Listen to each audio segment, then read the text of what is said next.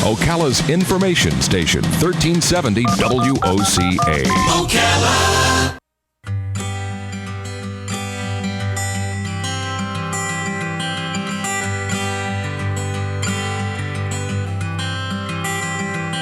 If I could never leave this town, I'd live my days out underground. I'd let myself sink slowly in the sea. And all the photos that you took, just put them in a picture book. Throw them in the ocean next to me.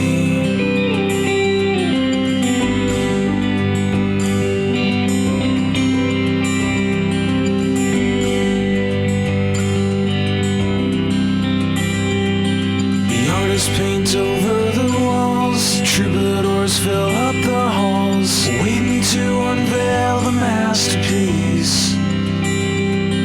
The party girl gives free advice on how to live a perfect life, worshipped by the boys that stole her dreams.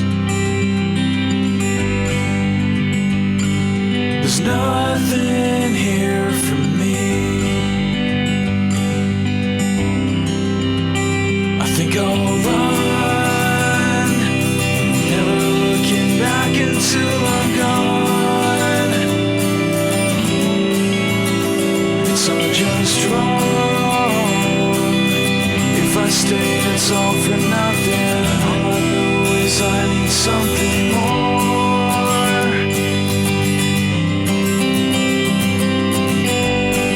You're wondering if we just switched formats from talk to music. It's because I'm enjoying this. I'm enjoying this. In the studio, I don't think you can hear it right now, right? You can't hear it? The headset would help. David Thompson is who you are listening to right there. David is in the studio. He is talented. He's with a band called Thieves in the Palace. We'll learn about David. We'll learn about the band. We'll learn about David's work as a singer, a songwriter, and a musician. He plays guitar and bass, at least. Those are the two instruments I know about. And he's in the studio this morning. Good morning, David. How are you? Hey. Good. Nice to get to know you. Thank you for having me. That's beautiful stuff right there. You know what that sounds like to me? That sounds like the music if I was driving in the middle of the night, you know, one of those all-night drives that we hate to do or love to do, depending on who you are. And I'm listening to the radio, and here comes a song I've never heard before. That's the one I turn up right there. Oh, thank you. That's what that sounds like to me. But I don't know what it's called. I don't know what you call that music. And this happens to me all the time. If it's for some reason I'm attracted to music that doesn't seem to fit a genre. And yours, I don't know what it is, but that's what we were going for, and that's the only reason why we put the time into it that we did. Because if it was going to be something that's already been done, then somebody's done it better. So the only option is smart thinking. Where are you from? From Ocala. Okay. Wow. Yeah. Well, good for you. I say from Ocala because I've lived here most of my life. My family's from New York. You know, started there, but ended up here. And so, what influences would you attribute that sound to? Who were you listening to when you were younger? Really young. Grew up on classic rock. Like Led Zeppelin, when you say classic rock? I'd say the Eagles and Floyd and all that stuff. Okay, well, and doesn't that have a little bit of a Pink Floyd feeling to it? I think it would. Yeah. I've pretty much heard all their albums. Let's see. Moving forward into the 90s when I started playing guitar, I think it was like 96, 97. Right. Third Eye Blind was big, and a lot of the 90s alternative rock. So I think it's, right. If you had to quantify it, it would be kind of a mixture of, 70s right, kind of rock, and then the 90s, the good side of the 90s, because when it wasn't good, it was real bad. But there was... But you know what happens? The cream rises. What is popular is what is getting played on the radio. And there's a number of reasons why things get played. And even though payola is illegal, it still happens. Right. It's either in the form of money or in the form of food or tickets or something, or favors, But it does happen. And that means that sometimes things that aren't so good actually become popular simply because they're drummed into your head and the kids go buy them. Right. They like it because they think they're supposed to. Right, and right. then right. when they get home, they listen to what they really like. But you know what? You know what we did yesterday? We went to Barnes & Noble. And Barnes & Noble and vinyl is making a comeback. And not that I'm necessarily saying vinyl is better than the digital format we have today, but what I'm saying is that in the vinyl racks, in other words, the records that they've chosen to re-release as vinyl, that's all the classic stuff. That's the stuff that really rose to the top. Right. on its own merit. Whether you like the music or not is a different argument. But the music rose to its level of importance for that generation, and I think that's going to always happen. And the same thing happened with any generation. Look at the big band music that's still left. You know, the stuff we always go back to is the same guys. It's Sinatra, it's Glenn Miller, you know, and so from the era you grew up in, it sounds like it's going to do the same thing. Anyway, I love your music. So tell me about yourself. You grew up here. I grew up here, moved to... You're a good-looking guy. Thank you. Are you on the cover of... How many people in the band? It's actually me, and the studio side of it is just me and my buddy Chris, who used to live here and moved to Boston. If we ever get to a point where we play live, we'll recruit. What does people. Chris do? Chris plays the drums, and he's doing all the post-production in the album. He's doing the final mix and the master. He's better with that, much better than I am. I can get it okay when I record, and then... Is he from here?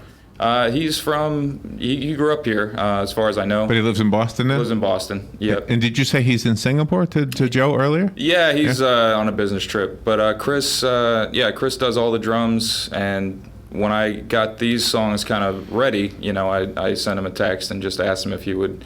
We've been writing music together for, I don't know, since like 2007, and for a different project, and... All of these songs on the album have actually been in the process of being written since 2008. So we're getting on 7 or 8 years of songwriting because I work really slow. Probably 3 or 4 songs a year. I'm not in there every day. It's not something I do all the time. But when it got ready to be, you know, time, I asked Chris if he wanted to take part in it, and of course he was ready to. And Exodus, what's Exodus about? Exodus is just about basically, and this is going to be an exercise in diplomacy here, but this is basically my feelings on where I've lived for quite a while. And I really had to be careful when I wrote the song to not give the wrong impression. It's more of a lament than anything. It's not really, it's not hate-fueled or anything like that. That's not the kind of stuff that I like to write. It's more of an observation. So you want to get out of here? I think so. I think it might be time. Well, hey, you know, in that field, to be a musician, to be honest, I mean, I guess in today's world, because of technology, you could have a whole career and be on iTunes and et cetera. Right. But the real attention gets paid to you when you're in New York, when you're in LA, right? Maybe London, maybe Nashville. The Nashville is such an interesting city because it's no longer purely the country, so it would work for you. Which city do you have your eye set on? It's just more of a part of the country. I moved to Oregon when I was younger, stayed there for a long time, and really just enjoyed the Northwest. So it's got nothing to do with the music. It's got to do with where you enjoy being. No, it's just personal preference. Yeah. Oh, okay. The music has always been kind of second fiddle in my life. I mean, I saw enough of what can happen with even if you get some limited success. Mm-hmm. The shelf life of most of the bands that get limited success, and then what happens afterwards. Absolutely. Not only that, but you've pigeonholed yourself into that, and then you can't really go anywhere. So for me, I've always thought of it like, if something great happens, that's great, but I'm not going to make a life trajectory. Are you married? For it. I am married. Yeah, and is your wife a musician? She's an artist. An artist, painting artist or sculptor? Okay. Yep. So it's a good dynamic. Which was a painting reference in that song, wasn't there? Yeah. Yeah, there is. So it's just one of those things where it just wasn't enough of a draw for me to really devote my life to it. Musically speaking, I like the way you use harmonies. I like the tightness of the harmonies. Thank you. I like the occasional use of dissonance in the harmonies. Did you study music? I didn't, no. You just did it naturally, huh? Failed music theory with a 23, if I remember right.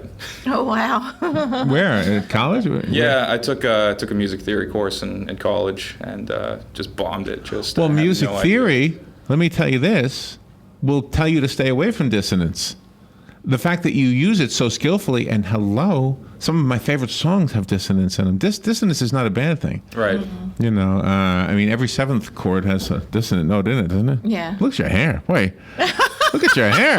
I shouldn't talk. I'm sure mine is wild, too. I'd say it's a lot of that is on purpose, too. Just to separate it from... I mean, you hear songs on the radio, and they're either... they're supposed to be downtrodden, so they're downtrodden to a fault where it's just all minor chords all the time without any kind of, balance, to the point where you almost don't even know you're listening to minor chords because you have no contrast.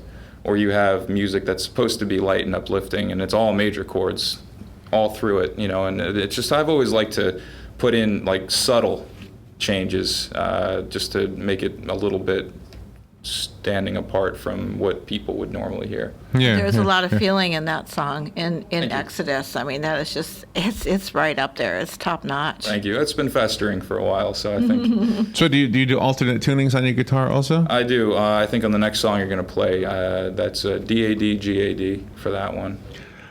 All right, let's... You'll have to explain that when we come back. Okay. Well, let's take a little break, and we will be right back with more from the music of David Thompson, and of course, David himself. We'll be right back.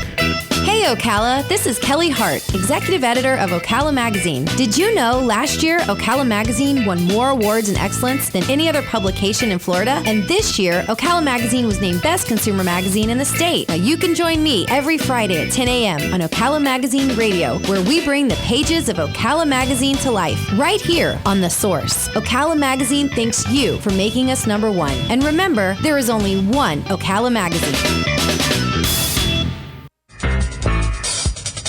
Legally Yours, brought to you by Fuller & Fuller Attorneys at Law. On the air every Wednesday morning at 10:30 a.m. with John Fuller, a board-certified civil trial lawyer for over 25 years. John welcomes your questions, from business to complex family matters to legal disputes. So tune in every Wednesday morning at 10:30 a.m. for Legally Yours with John Fuller, right here on WOCA 1370 AM and 96.3 FM, The Source.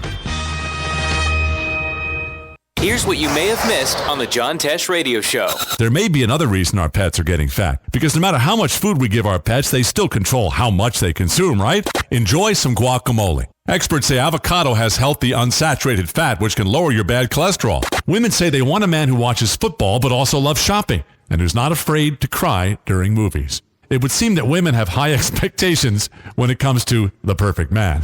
Intelligence for your life on the John Tesh Radio Show. Don't miss this stuff.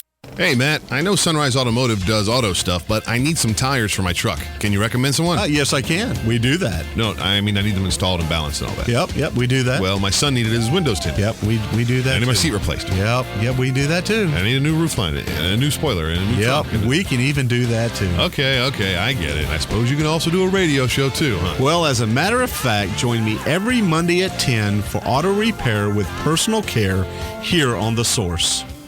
Of course you do. 18 minutes after 9 o'clock. Thank you for tuning in. David Thompson is in the studio with us. He's a singer and a songwriter, and he's from Ocala, and he wants to live in Oregon, and his music is beautiful. We're going to hear some more of it in just a second. He's with a band called Thieves in the Palace, which sounds like it's a conceptual band. What I'm getting from you, David, is that it's the concept of a band, but there's really just two of you, right? All right, there's two of us. It's a band for the sake of the fact that I don't want it to be my name. It's not really about me making a name for myself. Where's the name come from, Thieves in the Palace?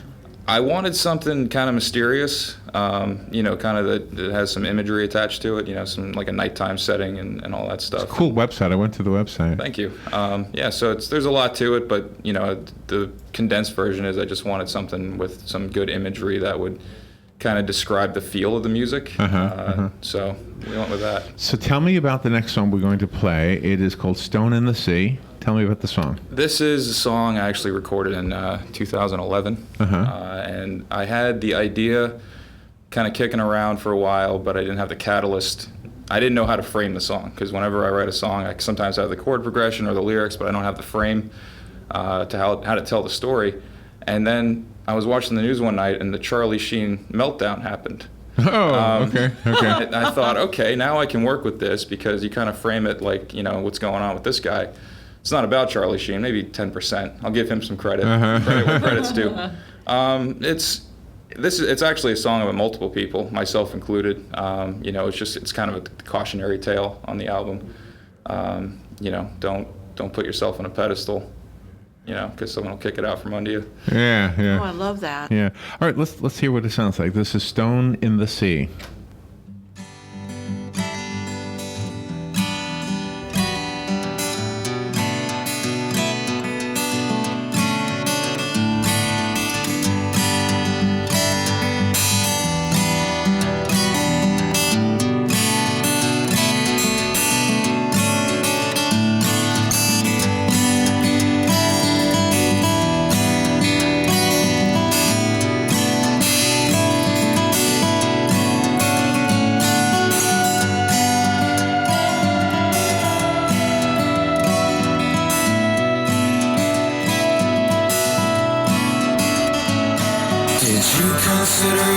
yourself to be everything that no one else could be.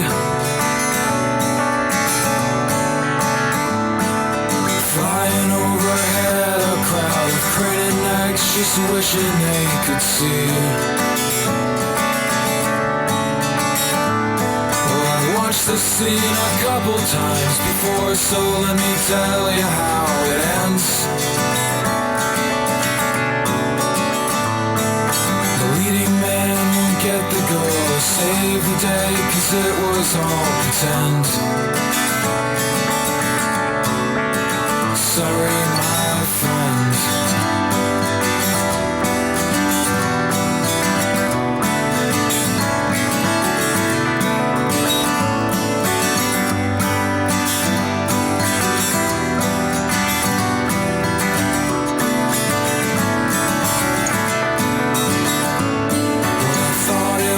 About time that you finally deserve to hear the truth. Everything that's good must end, and yes, it's true, this rule applies to you. Wow. It's really pretty, David. Well, sitting on your throne up there, I guess you missed the writing on the wall. I love the way you sing. Your singing is the modern way of singing, and you've doubled it. I don't know if that's electronically doubled or actually overdubbed yourself. No, I double everything. With a doubler, or with just going back and doing it again? I go back and just sing it again. Do it again. Yeah, which is something you learned from probably the Pink Floyd stuff. But your singing style is not from that era. Your singing style is today. That's how male singers are singing today, and I love that. It's a kind of a breathy ending of every sentence. Every phrase has a little breathiness to it. And do you have any songs where you're not doubling it? I think I would like to hear that solo guitar thing. There's one song on the album I wrote right around the same time as this one, and I didn't double it. I didn't use any pitch correction or doubling or anything like that. I just kind of did a dry take. And you're very good. You're really very good. Have you submitted it? Have you put yourself through the torture of trying to get a record company to do a deal with you? No, not yet. Basically, the way this all started was, 2 years ago or so, I started a SoundCloud account. I put some of the music up there. And before that, nobody really heard the stuff that I've been working on. Chris had heard it because I'd, send a track up to him when I finished. And some people, What do you record on? Pro Tools. Okay. Yeah. So nobody had heard this stuff except for me and a few people. I just thought, well, you know what? Let's see what happens. Because if I put it out there and people tell me how awful it is, and at least I'll know it's time to do something else. Learn to draw or something. I guess. Everybody, I've looked at videos on YouTube or I've listened to SoundCloud things, and SoundCloud isn't as ruthless as YouTube is, but there are people who will put thumbs down or write nasty things about some of the best stuff that's out there. So you have to, in this day and age, you have to. But I think you have to have a thick skin, is what I wanted to say. But I think, in the music world, the professionals, hopefully the only thing you're going to get back from them is constructive suggestions. And you are so good. Thank you. So very good. But no, I haven't done the label shopping yet. I guess, I don't know. I guess I've just always saved. But so you don't strum. You don't sit in like a open mic moment. You don't do that kind of thing. No, I haven't done anything like that in probably 4 or 5 years. I just. It was cool. You just don't want to do it? It's not my thing, and for this stuff, I'd have to put together, a full band. And I know already that Chris is the only person I want to work with as far as, drums. And what is obviously this is not your living then, so what do you do for a living? It's going to have to be top secret for now. Top secret? Top secret. A top secret living? Yep. I love that answer. I need something that's top secret. Yeah. So what was the tuning on the guitar? D-A-D, D-A-D, is that what you said? D-A-D, if I remember right, I think it's D-A-D, D-A-G, going from the lowest string to the highest. I see. D-A-D, D-A-G. Yeah, it's just a really, it's for that. Did you make that up? No, that's actually the Goo Goo Dolls use that one. Oh, okay. Religiously. There are a couple of bands like the 90s bands I listened to that really kind of stuck out for me from the crowd. Yeah. And I always I didn't know much back then. I was just learning to strum. Right. But I would look up how to play the songs, and there it is. I'm like, oh, this isn't EAD, GBE or whatever. So, Right. You know, those kind of tunings always kind of stuck out to me, and I had a lot of help. I actually had that is cool. I'll have to try to remember that tuning. Yeah. And the finger picking is really good too, because Thank that you. really puts emotion into the song, I think. Thanks. Yeah. So you're overdubbing all the guitar parts, obviously. Let's see. Acoustic usually is just one. If it's just an acoustic track, all the electric stuff, and now these are the easy listening portion of the album. There's some stuff where we turn it up a bit. And why did you send us only the easy stuff? I just figured this is Ocala. They're old. Yeah. If now I want to hear the other stuff. I can do that. So the album is out there. I could go buy the album right now. The album isn't finished yet. Okay. And Chris is doing everything for the post. Can I buy the single? Can I buy the music on iTunes or something? You know what? I'll give you the SoundCloud link, and everyone else, I guess, if you want, because you can listen to demo versions of all the songs. Okay. Some of them are available for download right now. Well, what about your website? There's a music link on it.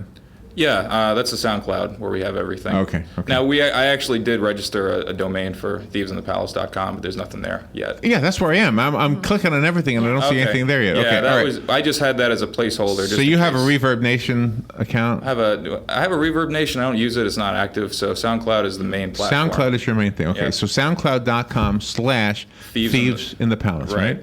All right. All right. Before we run out of time, the third song is called Stay. You want to talk about that a little bit? Yeah, this is just... I actually almost cut this song from the album, and I took it off the SoundCloud, and then the next day I had messages, where is the song? That's nice. So I said, okay. For me, it was just a little bit more of a heartfelt lyrically than I'm used to, so I kind of pulled it, had some anxiety about that. But people wanted it on the album, and Chris is a huge fan of it, and you'll hear him on the drums in this. He went up to... tracked them in Boston with Jeff Nielsen, who's a really great engineer. Did that at Kissy Pig Studios in January. Kissy Pig. All right, hold on. Let's listen to a little bit of it. The signal's breaking up. I can hear your voice. There's an echo fading out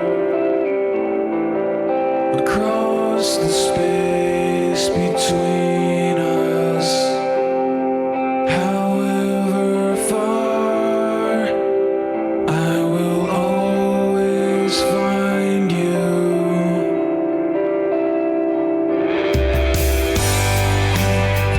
Will we ever leave this place? Are we damned to haunt it? You look so out of place here among the faceless. A good studio musician, a good musician, and Chris seems like he fits into this category, is not just somebody who knows how to play, but somebody who knows when not to play and what not to play. A lot of musicians will just give it everything they've got right from the beginning and just cloud it up. I will encourage you. Here's my constructive suggestion. You're awesome. Do some songs where it's just one vocal. Yeah. Well, there's one. There's one? Yeah. You have such a really good voice, and that I think a guitar vocal or even a band with just the single vocal, and it's kind of like when you see a guy like Jeff Lynne from ELO. Right. He's got that beard and those sunglasses. You don't know what he looks like. Right. And you hear what you sound like in there, but I really want to hear you. I really want to hear just the pure you. Without the studio magic. Yeah, without the overdubbing, just you and that guitar. I bet you. I know you're married, but the girls are going to drop dead over that stuff. All right, let's. I know, but trust me, that's what the record companies want. David Thompson, you are outstanding. Thank you for introducing us to your music and for coming into the studio. SoundCloud.com/Thieves in the Palace. Robin already puts it up on Facebook. You'll be able to find it on the guest list for today. Plus, this video of today's interview will be up at 2:00 today. Thank you, David. That was really wonderful. Thanks again. I appreciate it. We'll be right back.